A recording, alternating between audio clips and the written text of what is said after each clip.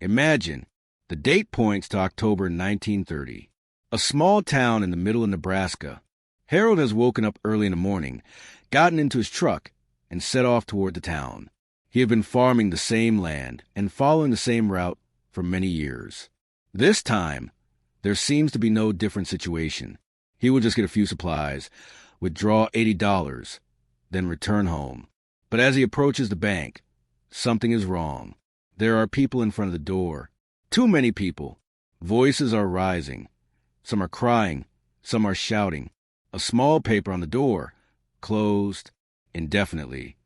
Herald moves forward. He looks inside through the window. The safe is visible. Everything stands in its place. But the door doesn't open.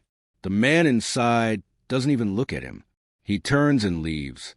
That $4,200 he deposited in that vault, his 1 year's labor, seed money for spring winter supply money, is standing there. It is visible, but he will never be able to touch it again, not even a single penny. The bank failed. The money is gone. There is no insurance. There is no court.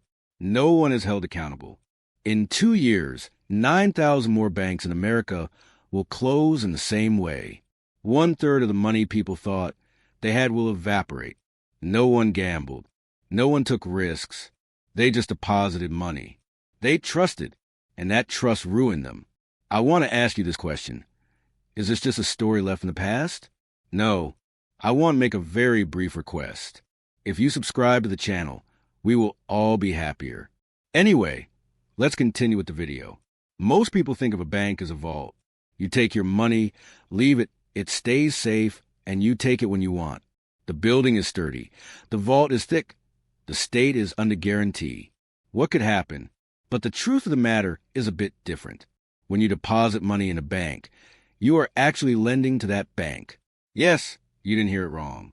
You are now a creditor. The bank took your money, wrote it on its own balance sheet, and tells you, don't worry, we'll give it when you want it. The money does not stay in your account. It went to someone else as a loan. Maybe a company took that loan. Maybe a homeowner. That money is in their pockets right now. The figure appearing in your account is just the bank's debt to you. The real money is not there. The system calls this fractional reserve banking. You deposit 1,000 lira. The bank keeps 100 lira and gives 900 out. That 900 enters another bank, and that bank does the same.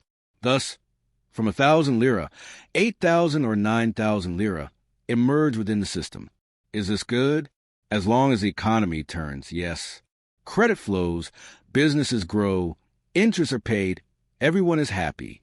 But there is something sitting right in the middle of this system, a vulnerability, a crack. If everyone wants their money at the same time, the system collapses because the money is not there. It has turned into long-term loans. You, on the other hand, want it tomorrow. This mismatch has a name, maturity mismatch. And many times throughout history, this mismatch has ruined people. This is exactly what happened in 1930. A large bank in New York failed. The name of the bank was Bank of United States. This bank was not a state bank. It was a private bank, but its name misled people. It had 400,000 depositors. When it failed, rumors spread. People in small towns got uneasy. They thought, could our bank be too? And they started withdrawing money, just as a precaution. But what started as a precaution turned into a self-fulfilling disaster. When enough people asked for money, the bank became unable to provide it. When it couldn't provide it, it failed. As it failed, neighboring towns panicked. They also wanted money. They also failed. In 3 years, 9,000 banks. $7 billion in deposits. It vanished. This is not investment loss, not speculation. Ordinary savings accounts that people thought were safe. Why didn't the government stop it? Because there was no system to stop it. There was no insurance. There was no coordinated intervention. There was a Federal Reserve, but it made a mistake. Some historians say that during that period, the Fed squeezed when it should have loosened conditions. Fractional reserve banking is a beautiful machine, but it needs only one thing to work: trust. When trust goes, the system collapses mathematically, because there is too much demand for the same money, and that money is not physically present. Then 1933 came. The Roosevelt government established the FDIC, Federal Deposit Insurance Corporation. If your bank fails, the state protects you, it said. Initially up to $2,500. Today up to $250,000. People relaxed. The problem was solved. It was left behind. They thought such things wouldn't happen anymore. But let's pause for a minute. The FDIC is an insurance fund. And like every insurance fund, it has a certain amount of money. As of 2023, there were approximately $116 billion in this fund. So, how much is the total insured deposits in America? Over $10 trillion. Meaning, the fund slightly exceeds 1% of insured deposits. This system handles isolated bank failures. But if a large simultaneous crisis comes, the math doesn't hold up. The FDIC would need to borrow from the Treasury. The Federal Reserve would step in. At this point, we are not talking about insurance, but a rescue operation. In 2023, Silicon Valley Bank failed. 94% of its deposits were uninsured, over $250,000. The government intervened and protected everyone, but it didn't have to. There was no legal obligation. It took a political decision. It acted on the grounds of systemic risk. So what if another bank fails tomorrow and your money is over $250,000? Which government is there that day? What does the political calculation say? Is the crisis considered big enough? Answer, we don't know. And not knowing is not the same as being safe. Let's look at Cyprus in 2013. Two big banks failed. The EU, the European Central Bank, and the IMF stepped in, but with one condition. For the first time in modern Western banking history, a direct deduction was made from depositors. Accounts over 100,000 euros were forcibly converted into bank shares. Some people woke up one morning and saw that 47% of their uninsured balances were gone, without warning, without a right of choice. They call this a bail-in. Instead of the state saving the bank, the depositors save a bank. And this is not an exception. After Cyprus, the European Union made this an official policy. There are similar legal frameworks in America, too. The Dodd-Frank Law, the Orderly Liquidation Authority. These are documented and in effect. So, in a moment of crisis, the deposit can be used to keep the institution standing. This is not an emergency measure. It is a preferred solution method. Why? Because saving banks with taxpayer money is politically expensive. But making quiet deductions from large depositors causes much less resonance. This was also what happened in Argentina in 2001. All bank accounts were frozen. Peso deposits were converted into devalued money. The middle class lost their savings overnight. The same pattern every time. Those who paid the price were those who trusted the system without questioning it. So what to do? Let me say this first. This is not investment advice. A historical base analysis. But history shows some options. Physical cash. Money kept outside the banking system. It cannot be frozen, cannot be digitally deleted, cannot be subjected to a bail-in. But it can be stolen, can burn, and is vulnerable to inflation. In the Great Depression, there was deflation, cash gained value. In Weimar Germany, there was inflation, cash turned into paper. It matters which crisis you are preparing for. Treasury papers, lending directly to the state, not to a private bank, but to the federal government. It can be bought without intermediaries through the Treasury Direct system. It is considered the safest dollar asset in banking crises. But if you're holding it through a brokerage firm, that firm also needs to remain healthy. Money market funds. Short-term, quality debt instruments. It looks like cash but is not. In 2008, the Reserve Primary Fund failed. Its net asset value fell below $1. The government intervened. But again, it was a discretionary intervention. Gold. It has carried value for thousands of years. It cannot be printed. It cannot be defaulted. It was one of the rare assets that protected its value in the 1930s. But in 1933, Roosevelt banned private gold ownership.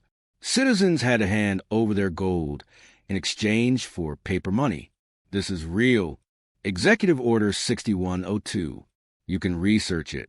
The state did this once. It can do it again. Foreign accounts. Holding assets in different countries, in different currencies. It provides geopolitical diversification. But there's exchange rate risk. There are reporting obligations. There are foreign legal systems.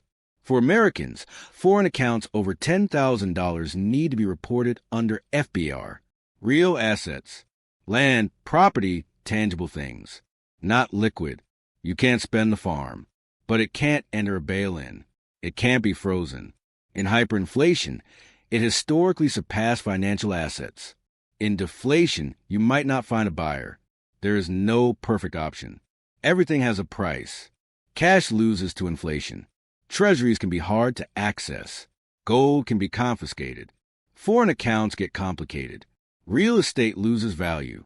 The main issue is this. The system is designed to keep your money within the system. Tax advantages, convenience, social pressure. Keeping more cash than usual from a bank looks weird. Buying gold feels paranoid. Opening a foreign account looks suspicious. But when looking at history, people who diversified, who didn't put all their eggs in one basket, came out better in times of crisis. Not because they foresaw the crisis, because they were prepared for uncertainty. In every big banking crisis, the same group paid the price. Those without political power. Those who couldn't get insider information. Those who trusted the system without questioning it. Ordinary people of small towns in 1929. Those who invested without being informed in Cyprus. Those whose accounts were frozen in Argentina. The rich usually saw the sign earlier. They moved to state bonds, turned to gold, moved to sturdier institutions. They had options. This is not a moral judgment, a structural observation. Today's picture is not comforting either. The derivatives markets are over $600 trillion in nominal value. Banks are holding each other's assets. A collapse spreads much faster than before. Interest rates rose rapidly in 2022 and 2023. The market value of long-term bonds fell. Banks holding these faced large unrealized losses. Silicon Valley Bank was holding $90 billion worth of securities. As rates rose, these lost value. When depositors wanted their money, the bank had to sell at a loss. Panic started. A bank run came. The collapse occurred. Within 48 hours, Federal Reserve intervened. With the Bank Term Funding Program, banks could borrow by pledging devalued securities at nominal value. The instant collapse was prevented, but the losses did not disappear. They were just made invisible. In mid-2023, unrealized losses in the American banking system were over $500 billion. Not on the records, but there, waiting. And there is this pinch. If inflation continues, the Fed has to keep rates high. This continues to put pressure on bank balance sheets. If the Fed lowers rates, inflation can revive, the dollar can weaken. There are two paths. Neither is painless. In 1929, people trusted banks because banks were always there. It was unthinkable until it happened. In 2008, people trusted mortgage-backed securities because they were receiving the highest ratings. It was unthinkable until it happened. In 2023, people trusted regional banks because they were being audited. It was unthinkable until it happened. Every time, the system somehow renewed trust. Every time, that trust was partly real, partly an illusion. There is deposit insurance.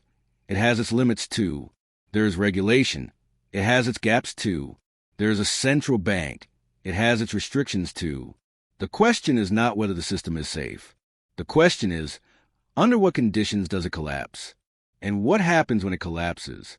One who understands this can prepare. You don't have to predict. Just preparing is enough. One who doesn't understand this joins a queue at the bank, like Herald on that cold morning, knocks on the glass, looks at the vault inside, and continues to wait for a door that will never open again. The system is not bad. It's not a conspiracy. It is a machine. And machines work as they are designed.